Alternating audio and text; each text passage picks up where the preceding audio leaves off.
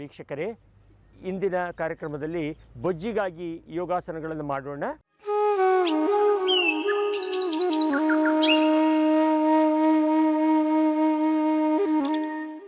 ಈಗ ಪವನ ಮುಕ್ತಾಸನದಿಂದ ಪ್ರಾರಂಭ ಮಾಡೋಣ. ಮೊದಲಿಗೆ ಬೆನ್ನಿನ ಮೇಲೆ ನಿಧಾನವಾಗಿ ಮಲಗಿ ಎರಡೂ ಕಾಲುಗಳನ್ನು ನಿಧಾನವಾಗಿ ಮಡಚಿಕೊಳ್ಳಿ.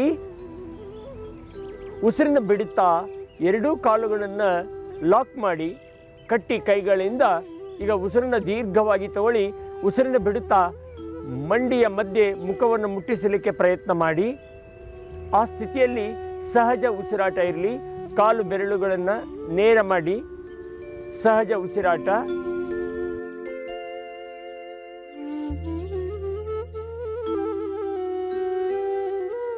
ನಿಧಾನವಾಗಿ ಸಹಜ ಸ್ಥಿತಿಗೆ ಬನ್ನಿ. ಮೊದಲಿನ ಸ್ಥಿತಿಗೆ ಅಂದರೆ ಶವಾಸನದ ಸ್ಥಿತಿಗೆ. ಈಗ ನಿಧಾನವಾಗಿ ಕುಳಿತುಕೊಳ್ಳಿ. ದಂಡಾಸನದ ಸ್ಥಿತಿಗೆ ಬನ್ನಿ. ಈಗ ನಿಧಾನವಾಗಿ ಉಸಿರನ್ನು ತಗೊಳ್ತಾ ಎರಡೂ ಕೈಗಳನ್ನು ಮೇಲಕ್ಕೆ ಎತ್ತಿ ಪಶ್ಚಿಮೋತ್ತಾನಾಸನದ ಸ್ಥಿತಿಗೆ ಬರೋಣ. ಈ ಆಸನವನ್ನು ಮಾಡುವುದರಿಂದ ಹೊಟ್ಟೆಯ ಎಲ್ಲ ಕಾಯಿಲೆಗಳು ವಾಸಿಯಾಗ್ತದೆ ಮತ್ತು ಇದನ್ನು ದಿನನಿತ್ಯ ಮಾಡ್ತಾ ಬರೋದ್ರಿಂದ ಬೊಜ್ಜು ಸಹ ಕರಗುತ್ತೆ. ಭಾಳ ಇದು ಗ್ಯಾಸ್ಟ್ರಿಕ್ಕಿಗೆ ಮತ್ತು ಮೂಲವ್ಯಾಧಿಗೆ ಮತ್ತು ಜೀರ್ಣಶಕ್ತಿಗೆ ಭಾಳ ಉತ್ತಮವಾದ ಆಸನ ಪಶ್ಚಿಮೋತ್ತಾನಾಸನ. ದೀರ್ಘವಾಗಿ ಉಸಿರನ್ನು ತಗೊಳ್ಳಿ. ಉಸಿರನ್ನು ಬಿಡುತ್ತಾ ಮುಖವನ್ನು ಮಂಡಿಗೆ ಮುಟ್ಟಿಸಿ ಅದೇ ಸ್ಥಿತಿಯಲ್ಲಿ ಸ್ವಲ್ಪ ಹೊತ್ತು ನಿಲ್ಲಿ.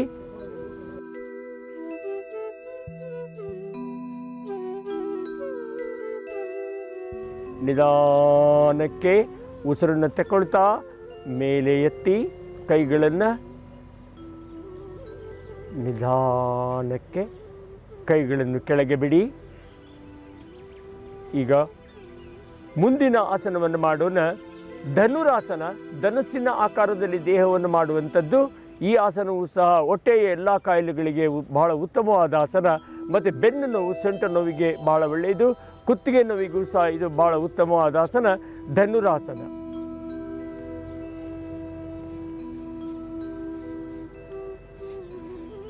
ಇದರಿಂದ ಶ್ವಾಸಕೋಶ ಮತ್ತು ಹೃದಯಕ್ಕೆ ಭಾಳಷ್ಟು ಹೆಚ್ಚು ರಕ್ತ ಸಂಚಾರ ಆಗ್ತದೆ.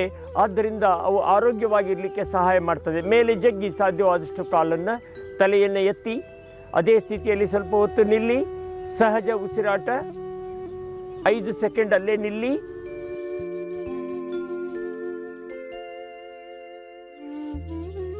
ನಿಧಾನ ಬಿಡಿ. ಈಗ ನಿಧಾನವಾಗಿ ಬೆನ್ನಿನ ಮೇಲೆ ಮಲಗಿ ಶವಾಸನದ ಸ್ಥಿತಿಯಲ್ಲಿ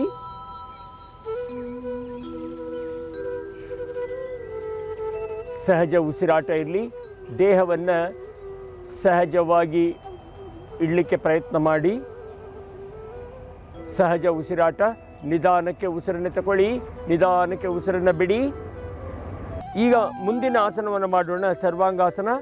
ಈ ಸರ್ವಾಂಗಾಸನ ಯೋಗಾಸನಗಳಿಗೆಲ್ಲ ರಾಣಿ. ರಾಜ ಶೀರ್ಷಾಸನ ಇರುತ್ತೆ. ಈ ಆಸನವನ್ನು ಮಾಡೋದ್ರಿಂದ ದೇಹದ ಎಲ್ಲ ಕಾಯಿಲೆಗಳು ವಾಸಿಯಾಗ್ತದೆ. ಮುಖ್ಯವಾಗಿ ಭುಜಗಳಿಗೆ ಶಕ್ತಿ ಬರುತ್ತೆ. ಆದರೆ ಇದನ್ನು ಹೃದಯದ ತೊಂದರೆ ಇರುವಂಥವರು ಮಾಡೋ ಹಾಗಿಲ್ಲ. ಇದನ್ನು ಮಾಡೋದ್ರಿಂದ ರಕ್ತ ವಿರುದ್ಧ ದಿಕ್ಕಿನಲ್ಲಿ ಮತ್ತೆ ವಾಪಸ್ಸು ಹೃದಯಕ್ಕೆ ಬರೋದರಿಂದ ದೇಹದಲ್ಲಿ ಯಾವುದೇ ಒಂದು ತೊಂದರೆ ಇಲ್ಲದೆ ನಿವಾರಣೆ ಮಾಡುವಂತಹ ಶಕ್ತಿ ಈ ಆಸನಕ್ಕಿದೆ. ಇದರ ಹೆಸರು ಸರ್ವಾಂಗಾಸನ. ನಿಧಾನಕ್ಕೆ ಉಸಿರನ್ನು ತಗೊಳ್ಳಿ. ನಿಧಾನಕ್ಕೆ ಉಸಿರನ್ನು ಬಿಡ್ತಾ ದೇಹವನ್ನು ಪೂರ್ತಿ ಎತ್ತಿ ಕಾಲನ್ನು ಪೂರ್ತಿ ಭುಜದ ನೇರಕ್ಕೆ ಬರಬೇಕು. ಕಾಲುಗಳು ಅದೇ ಸ್ಥಿತಿಯಲ್ಲಿ ಸ್ವಲ್ಪ ಹೊತ್ತು ನಿಲ್ಲಬೇಕು.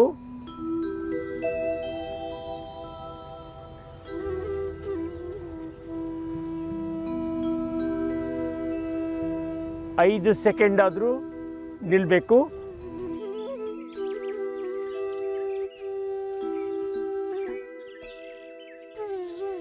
ನಿಧಾನವಾಗಿ ಕೈಗಳನ್ನು ಕೆಳಗೆ ಬಿಟ್ಟು ಸೊಂಟದ ನಿಯಂತ್ರಣದೊಂದಿಗೆ ನಿಧಾನವಾಗಿ ಉಸಿರನ್ನು ಬಿಡುತ್ತಾ ಕಾಲನ್ನು ಸೀದಾ ಮಾಡಿ ಅದೇ ಸ್ಥಿತಿಯಲ್ಲಿ ಸ್ವಲ್ಪ ಹೊತ್ತು ನಿಲ್ಲಿ. ಅನೇಕರು ಹೇಳ್ತಾರೆ ನಾವು 8 ವರ್ಷದಿಂದ ಯೋಗ ಮಾಡ್ತೇವೆ, 10 ವರ್ಷದಿಂದ ಯೋಗ ಮಾಡ್ತೇವೆ ಅಂತ. ಆದರೆ ಉಸಿರಾಟದ ನಿಯಂತ್ರಣ ಅವರಿಗೆ ಯಾವಾಗ ಉಸಿರನ್ನು ತಗೊಳ್ಬೇಕು, ಯಾವಾಗ ಬಿಡಬೇಕು, ಯಾವಾಗ ಉಸಿರನ್ನು ದೇಹದಲ್ಲಿ ಇಟ್ಕೊಳ್ಬೇಕು ಅನ್ನೋದು ಗೊತ್ತಿರೋದಿಲ್ಲ. ಅಂದರೆ ಕುಂಭಕ, ರೇಚಕ, ಪೂರಕ ಅವುಗಳನ್ನು ಸರಿಯಾಗಿ ಮಾಡದಿದ್ದರೆ ಆ ಯೋಗಾಸನಗಳ ಪರಿಣಾಮ ಪರಿಪೂರ್ಣವಾಗಿ ದೇಹದ ಮೇಲೆ ಬೀಳುವುದಿಲ್ಲ. ಆದ್ದರಿಂದ ಅದನ್ನು ಸರಿಯಾಗಿ ಅನುಸರಿಸಬೇಕಾಗ್ತದೆ. ಈಗ ಇದೇ ಸ್ಥಿತಿಯಲ್ಲಿ ನಾವು ಮೀನಿನ ಆಕಾರದಲ್ಲಿ ಮಾಡುವಂತಹ ಒಂದು ಆಸನ ಮತ್ಸ್ಯಾಸನ. ನಿಧಾನವಾಗಿ ಮತ್ತೆ ದಂಡಾಸನದಲ್ಲಿ ಕುಳಿತು, ದಂಡಾಸನದಲ್ಲಿ ಕುತ್ಕೊಳ್ಳಿ ಮೇಲೆ. ಈಗ ನಿಧಾನವಾಗಿ ಪದ್ಮಾಸನವನ್ನು ಹಾಕಿ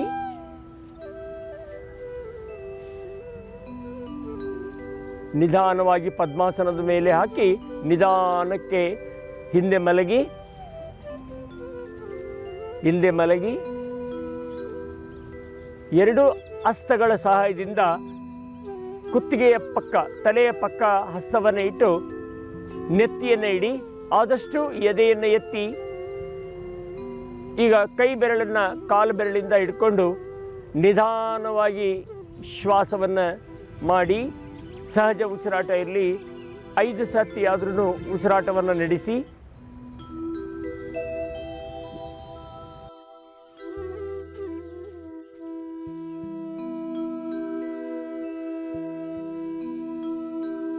ನಿಧಾನವಾಗಿ ಹಸ್ತಗಳ ಸಹಾಯದಿಂದ ತಲೆಯನ್ನು ಎತ್ತಿ ನಿಧಾನಕ್ಕೆ ಸಹಜ ಸ್ಥಿತಿಗೆ ಬಂದು ಮೇಲೆ ಮತ್ತೆ ನಿಧಾನಕ್ಕೆ ಏಳಿ.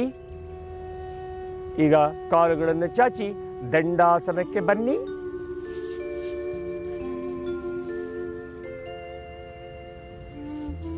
ನಿಧಾನವಾಗಿ ಮೇಲೆ ನಿಲ್ಲಿ. ತಾಡಾಸನದ ಸ್ಥಿತಿಗೆ ಬನ್ನಿ, ನಿಲ್ಲಿ ಮೇಲೆ. ಮುಂದಿನ ಆಸನ ಪಾದಹಸ್ತಾಸನ. ಈ ಪಾದಹಸ್ತಾಸನವನ್ನು ಮಾಡೋದ್ರಿಂದ ಇಮ್ಮಡಿ ಮತ್ತು ಮೀನುಖಂಡದ ಭಾಗದ ಎಲ್ಲ ತೊಂದರೆಗಳು ನಿವಾರಣೆ ಆಗ್ತದೆ. ಪಾದ ಅಂದರೆ ಕಾಲುಗಳು, ಹಸ್ತ ಅಂದರೆ ಕೈಗಳು. 5 ಕಿಲೋಮೀಟರ್ ಜಾಗಿಂಗ್ ಮಾಡಿದಷ್ಟು ಪರಿಣಾಮ ಇಮ್ಮಡಿ ಮೇಲೆ ಆಗ್ತದೆ. ಆದ್ದರಿಂದ ಈ ಆಸನವನ್ನು ಮಾಡೋದ್ರಿಂದ ಆರೋಗ್ಯ ಬಹಳ ಚೆನ್ನಾಗಿರ್ತದೆ. ಇದರ ಹೆಸರು ಪಾದಹಸ್ತಾಸನ.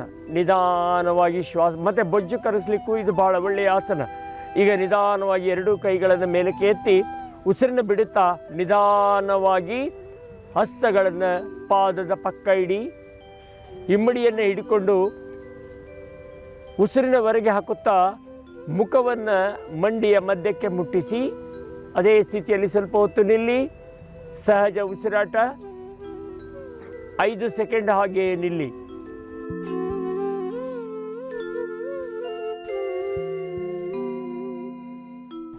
ನಿಧಾನವಾಗಿ ಮತ್ತೆ ಮೇಲೆ ಬನ್ನಿ. 2 ಕೈಗಳನ್ನು ಮೇಲಕ್ಕೆ ಎತ್ತಿ ಈಗ ಕೈಗಳನ್ನು ಕೆಳಗೆ ಬಿಡಿ. ಮತ್ತೆ ತಾಡಾಸನ ಸ್ಥಿತಿಗೆ ಬನ್ನಿ. ಮುಂದಿನ ಆಸನ ಯೋಗ ಮುದ್ರಾಸನ. ನಿಧಾನವಾಗಿ ಕುಳಿತುಕೊಳ್ಳಿ ದಂಡಾಸನದಲ್ಲಿ.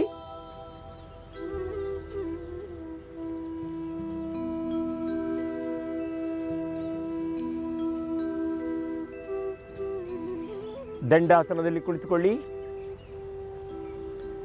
ಈಗ ಪದ್ಮಾಸನವನ್ನು ಹಾಕಿ. ಇದು ಅಪೆಂಡಿಸೈಟಿಸ್ ಅಂದರೆ ಕರಳು ಬಾಲದ ರೋಗ ಅಂತ ಹೇಳ್ತೇವೆ, ಆ ಒಂದು ತೊಂದರೆ ಬರದ ಹಾಗೆ ತಡೀತದೆ. ಮತ್ತು ಇದು ದಿನನಿತ್ಯ ಮಾಡೋದ್ರಿಂದ ಬೊಜ್ಜು ಕರಗುತ್ತೆ, ಗ್ಯಾಸ್ಟ್ರಿಕ್ ಅಸಿಡಿಟಿ ವಾಸಿ ಆಗ್ತದೆ. ಮತ್ತು ಬೆನ್ನು ನೋವಿಗೆ ಬಹಳ ಸರಳವಾದ ಆಸನ. ನಿಧಾನವಾಗಿ 2 ಕೈಗಳನ್ನು ಹಿಂದಕ್ಕೆ ಲಾಕ್ ಮಾಡಿ ಉಸಿರನ್ನು ದೀರ್ಘವಾಗಿ ತಗೊಳ್ಳಿ. ಉಸಿರನ್ನು ಬಿಡ್ತಾ 2 ಕೈಗಳನ್ನು ಮೇಲಕ್ಕೆ ಎತ್ತುತ್ತಾ ನಿಧಾನವಾಗಿ ಉಸಿರನ್ನು ಬಿಡ್ತಾ ಮುಖವನ್ನು ಮುಟ್ಟಿಸಲಿಕ್ಕೆ ಪ್ರಯತ್ನ ಮಾಡಿ. ಅದೇ ಸ್ಥಿತಿಯಲ್ಲಿ ಸ್ವಲ್ಪ ಹೊತ್ತು ನಿಲ್ಲಬೇಕು. ಯೋಗ ಮುದ್ರಾಸನ. ಸಹಜ ಉಸಿರಾಟ. ಅದೇ ಸ್ಥಿತಿಯಲ್ಲಿ ನಿಲ್ಲಿ 5 ಸೆಕೆಂಡ್.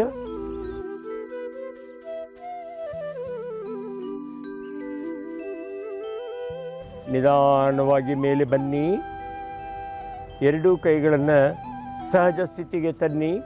ನಿಧಾನವಾಗಿ ಪದ್ಮಾಸನವನ್ನು ತೆಗೆದು ದಂಡಾಸನಕ್ಕೆ ಬನ್ನಿ. ಕಪ್ಪೆಯ ಆಕಾರದಲ್ಲಿ ಮಾಡುವಂತಹ ಆಸನ ಮಂಡೂಕಾಸನ. ಇದು ಸಹ ಬೊಜ್ಜು ಕರಗಿಸಲಿಕ್ಕೆ, ಗ್ಯಾಸ್ಟ್ರಿಕ್ ಆ್ಯಸಿಡಿಟಿ ಮತ್ತು ಅಜೀರ್ಣ, ಮೂಲವ್ಯಾಧಿಗೆ ಭಾಳ ಒಳ್ಳೆಯ ಆಸನ ಮಂಡೂಕಾಸನ. ಈಗ ನಿಧಾನವಾಗಿ ವಜ್ರಾಸನ ಸ್ಥಿತಿಗೆ ಬನ್ನಿ. ಈಗ 2 ಪಾದಗಳನ್ನು ಅಗಲಿಸಿ ಅದರ ಮಧ್ಯೆ ಕುಳಿತುಕೊಳ್ಳಿ. ಮತ್ತು ಮಂಡಿಯನ್ನು ಅಗಲಿಸಿ 2 ಕೈಗಳನ್ನು ಮೇಲಕ್ಕೆ ಎತ್ತಿ ಉಸಿರನ್ನು ದೀರ್ಘವಾಗಿ ತಗೊಂಡು ಉಸಿರನ್ನು ಬಿಡುತ್ತಾ ನಿಧಾನವಾಗಿ ಮಲಗಿ ಮುಖವನ್ನು ಆದಷ್ಟು ಮುಟ್ಟಿಸಿ ನೆಲಕ್ಕೆ, ಗದ್ದವನ್ನು ಮುಟ್ಟಿಸಿ ಸಹಜ ಉಸಿರಾಟ ಇರಲಿ. ಇದರಿಂದ ಬೆನ್ನು, ಹೊಟ್ಟೆ ಎಲ್ಲ ಹಿಗ್ಗುವುದು ಕುಗ್ಗುವುದು ಆಗ್ತದೆ. ಆದ್ದರಿಂದ ಕುತ್ತಿಗೆ ಭಾಗ ಹಿಗ್ಗುವುದು ಕುಗ್ಗುವುದು ಆಗ್ತದೆ. ಆದ್ದರಿಂದ ಇದು ಬಹಳಷ್ಟು ಉತ್ತಮವಾದ ಒಂದು ಸರಳವಾದ ಆಸನ, ಎಲ್ಲ ವಯಸ್ಸಿನವರು ಸಹ ಮಾಡಬಹುದಾಗಿದೆ. ನಿಧಾನವಾಗಿ ಮೇಲೆ ಬನ್ನಿ.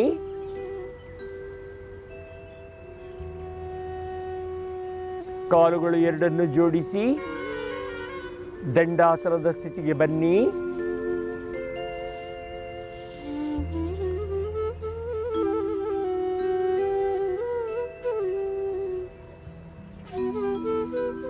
ಮುಂದಿನ ಆಸನ ಪಾರ್ಶ್ವಕೋನಾಸನ. ನಿಧಾನವಾಗಿ ಮೇಲೆ ನಿಲ್ಲಿ. ಪಾರ್ಶ್ವಕೋನಾಸನ ಅಂದರೆ ಪಾರ್ಶ್ವ ಅಂದರೆ ಪಕ್ಕ, ಬದಿ, ಕೋನ ಅಂದರೆ ಮೂಲೆ. ಈ ಆಸನವನ್ನು ಮಾಡೋದ್ರಿಂದ ಸೊಂಟದ ಪಕ್ಕಕ್ಕೆ ಇರುವಂತಹ ಕೊಬ್ಬಿನ ಅಂಶ ಕಡಿಮೆ ಆಗ್ತದೆ ಮತ್ತು ಇದು ಕಿಡ್ನಿ ಅಂದರೆ ಮೂತ್ರಕೋಶದ ತೊಂದರೆಯನ್ನು ನಿವಾರಣೆ ಮಾಡ್ತದೆ. ಮೂತ್ರಕೋಶದಲ್ಲಿ ಮತ್ತು ಯಕೃತ್ತಿನಲ್ಲಿ ಕಲ್ಲಿದ್ದರೆ ಅದನ್ನು ನಿವಾರಣೆ ಮಾಡಲಿಕ್ಕೆ ಭಾಳ ಉತ್ತಮವಾದ ಸರಳವಾದ ಆಸನ. ಸೊಂಟ ನೋವು, ಬೆನ್ನು ನೋವಿಗೆ ಒಳ್ಳೆಯ ಆಸನ. ಬಲಗಡೆಯ ಪಾದವನ್ನು ಉಸಿರನ್ನು ತಗೊಳ್ಳಿ, ಉಸಿರನ್ನು ಬಿಡ್ತಾ ಬಲಗಡೆಯ ಪಾದವನ್ನು ಅಗಲಿಸಿ 2 ಕೈಗಳನ್ನು ಭುಜಕ್ಕೆ ನೇರವಾಗಿ ತನ್ನಿ. ಈಗ ಶ್ವಾಸವನ್ನು ದೀರ್ಘವಾಗಿ ತಗೊಳ್ಳಿ. ನಿಧಾನವಾಗಿ ಉಸಿರನ್ನು ಬಿಡುತ್ತಾ ಬಲಗಡೆಯ ಮಂಡಿಯನ್ನು ಮಡಚಿ ನಿಧಾನವಾಗಿ ಬಲಗಡೆಯ ಹಸ್ತವನ್ನು ಬಲಗಡೆಯ ಪಾದದ ಪಕ್ಕ ಇಟ್ಟು ಇನ್ನೊಂದು ಕೈ ನಿಧಾನವಾಗಿ ಎಡಗಡೆ ಕಿವಿಯನ್ನು ಮುಟ್ಟಿಸ್ಬೇಕು. ತೋಳು ಕಿವಿಗೆ ಟಚ್ ಆಗಲಿ. ಇದೇ ಸ್ಥಿತಿಯಲ್ಲಿ 5 ಸೆಕೆಂಡು ನಿಲ್ಲಿ.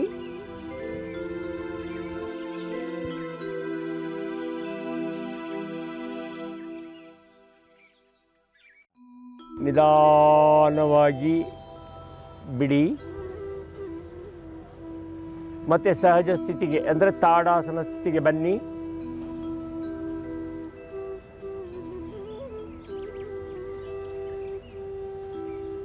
ವೀಕ್ಷಕರೇ, ನೋಡಿದ್ರಲ್ಲ, ಈ ಒಂದು ಕಾರ್ಯಕ್ರಮದಲ್ಲಿ ನಾವು ಬೊಜ್ಜು ಕರಗಿಸಲಿಕ್ಕೋಸ್ಕರ ಯೋಗಾಸನಗಳನ್ನು ಮಾಡಿದ್ದೇವೆ.